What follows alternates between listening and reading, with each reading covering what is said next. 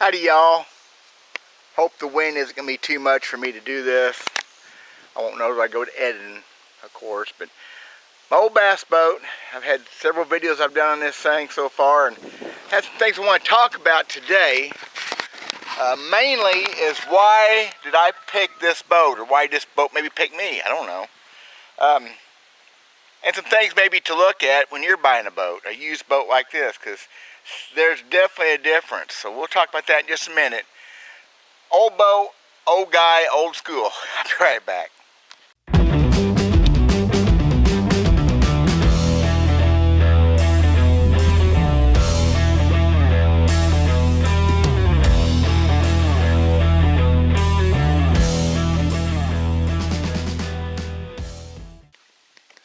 First off, I guess the number one thing about an old boat is the money.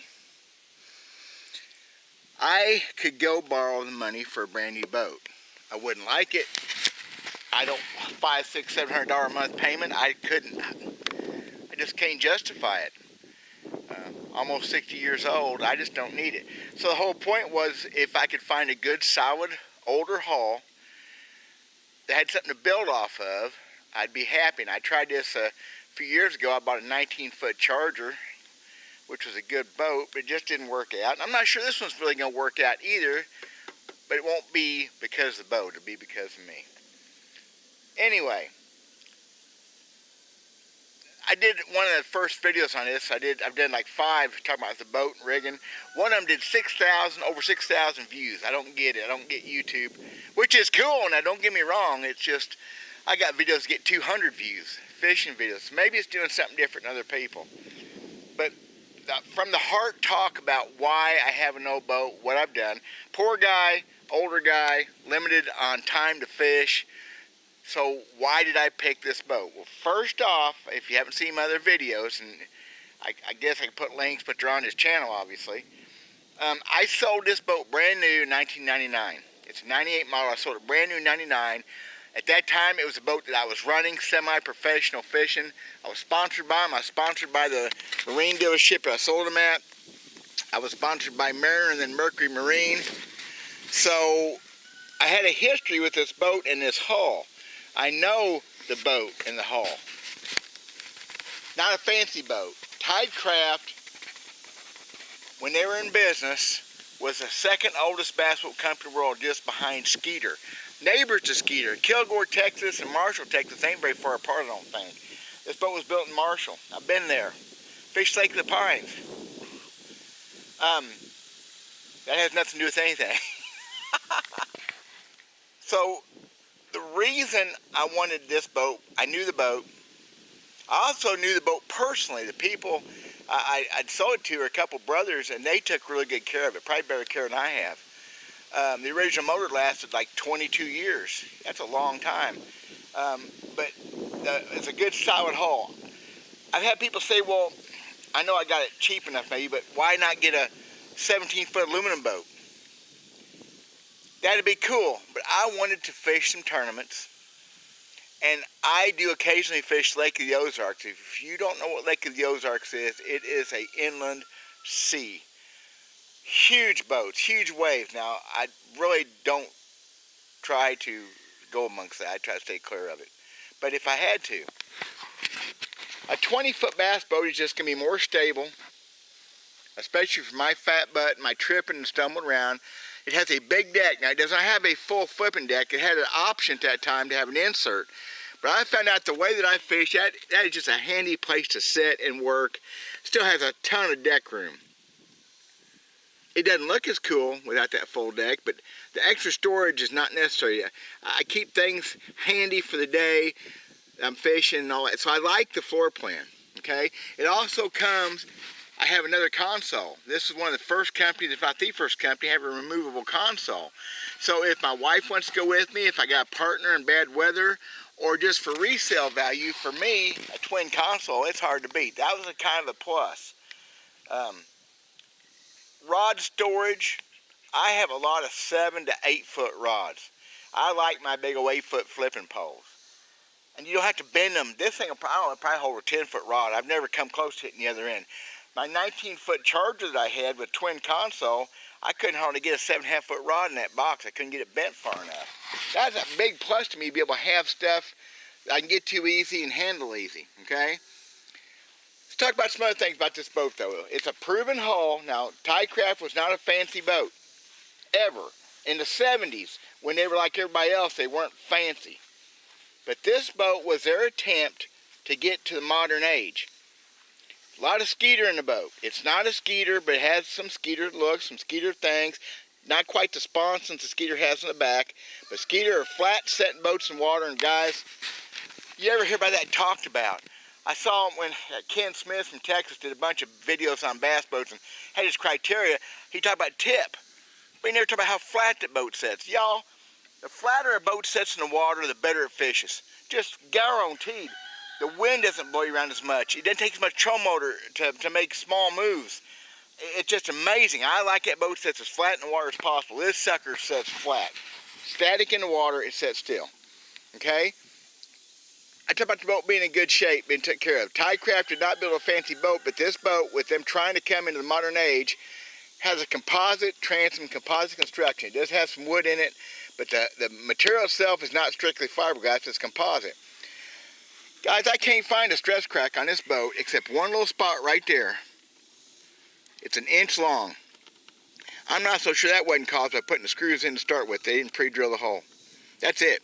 This transom design without the splash wheel, and it ties in with huge, I mean huge stringers come in, and where it knees into this is just crazy strong. So stress cracks on a bass boat are not necessarily a bad thing. I had a boat manufacturer I sold for back in the 80s tell me, look, he said, if a boat doesn't have stress cracks, it's going to break. Because it's got to give. It's got to give or they break. Now, that was an old school transom design. And I got that. The boat had to flex a little bit. Well, this boat flexes. I'm sure it has never broke. Okay? So, the lack of stress cracks is amazing. Nothing. I mean, I don't know if you can even see that one. I'm pretty sure that was caused by one of those screws when we first put together. They didn't pre-drill the hole, and that causes cracks. If you do look at boats and they have stress cracks, don't get freaked out. Bounce the motor on a transom or have somebody run it where you can see it. Make sure the transom's good. So those old wood transom, I guess, and there's some way they can fix it, kind of. I don't know if I'd trust that. But a transom given away on a boat is one of the worst things. Those knee braces that tie to the stringers, it's just, a soft transom is a bad deal for a boat. Stress cracks are not necessarily a bad thing. I've seen some of the finest boats, old Champions, old Chargers, old Bass Cats, they have some stress cracks back here on these corners. The place you don't want to see stress cracks is at the console. If you get in that boat and you start seeing those stress cracks coming off right here, that means the boat is flexing this way. Guys, you may have a broken stringer. Maybe not. But I wouldn't trust it. You look at a boat, two guys can bounce that motor pretty hard and see if it moves. You'll see that transom move. If not, put it on the water, punch it, lay back and see if that motor flexes when you give it gas with it trimmed all the way under. Then trim it all the way up and see if it moves. Okay? The other thing is, you get in the boat, jump up and down that floor. Jump up and down. Not in the water, on the trailer, and make sure there's no flexion and give. This boat has none. Super well-built boat. Just not a name anybody knows anymore, but guess what? There's a whole bunch of names.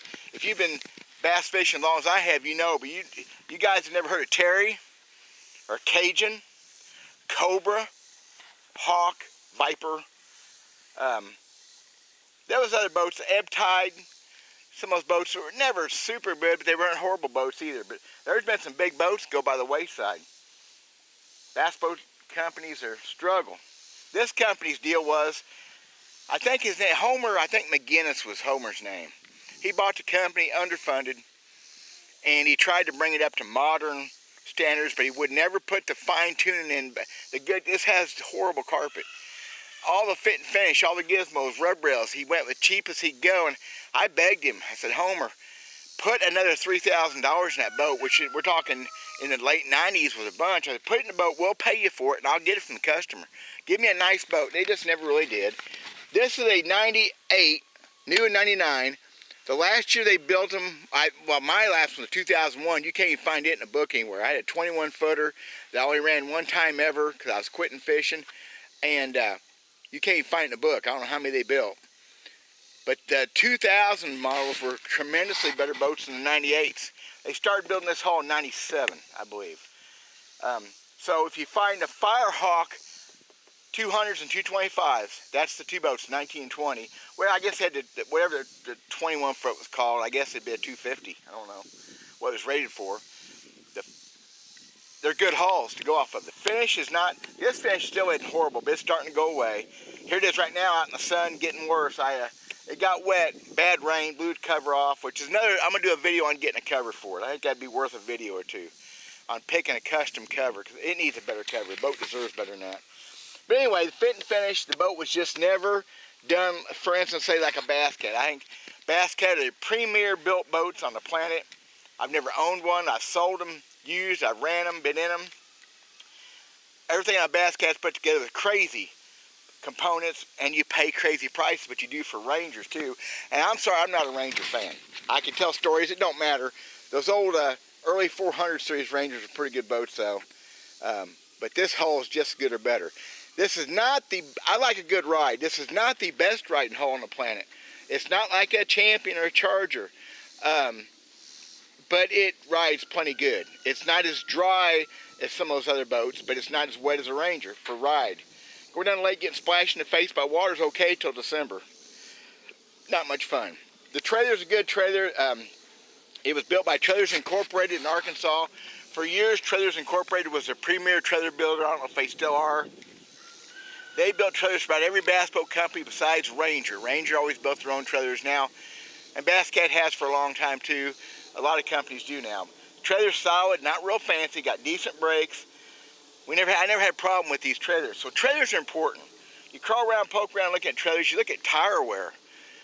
You get tire wear in bad at a trailer, you got a problem. So I didn't mean to make this video about how to buy a used boat. I'm just saying why I bought this boat. And of course I bought it cheap enough. I put several $1,000s in extra, but it don't hurt as much as going to the bank and signing your name away for $100,000 you start with. And for the folks that don't get that, you're probably not watching this anyway. I'm talking to guys that get what I'm talking about. I can't believe those old decals are still the shape they're in. Those are the original junky. I guarantee I've already scratched them up more than the guys I got it from. I've had it on Truman Lake and Lake Ozarks, and those scratches to me are battle scars, usually well-earned battle scars. Couple more things about the boat. Twin 30-gallon tanks was really nice. The live well is like 50, I want to say 52 gallons. Big live well. Now this year all it has recirculation, didn't have any oxygenators and all that. The later ones did. If I was to keep it in fish terms, I'd probably upgrade some stuff on it, but right now, not worried about it. I just realized my master power switch is on. That's not good. It's one of those things you gotta check. I look over and I got it. That's not good. Well, it's 89 degrees out here. Oops. Oh, still got plenty of battery. Yeah, not good. Oops. That's had me on the water in several days. Been almost a week. Good gas tanks, big live wells. It has some interior lighting, but not what I really ought to have. If I keep it for very long, I'll probably do some more lighting, some more night lighting type things.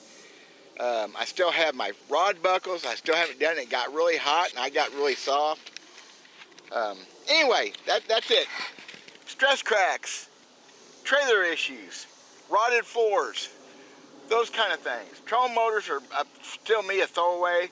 The trolling motor come on, it was maybe okay. I still have it. They said it wouldn't work right. I found it had a bad circuit breaker. It may be okay, but 25-year-old trolling motor, seriously? No, I bought one that was a year old, been used twice. That was better. Don't need a fancy trolling motor either. I've given up on all that. So there you go, y'all. It's got its scars, it's got its gashes. I bought it right, and it's working fine. The old motor checks out really well. I still have a brand new motor ordered for it. I'll have to decide on that when they finally call and say, hey, your motor's going to be in. 20 grand plus. Hope it makes sense, y'all. Thanks for watching my fishing stuff. The Bass Pro stuff, plain as can be, down to earth, simple. I'm not going to be embarrassed by fishing this old boat. I'd like to go out and win a few tournaments out of it and show off some of them to them guys, but my ego won't allow that either. So thanks for watching, y'all. God bless. We'll talk at you some other time. I'm going to do some fishing next few days, maybe. Maybe. My boat dries out.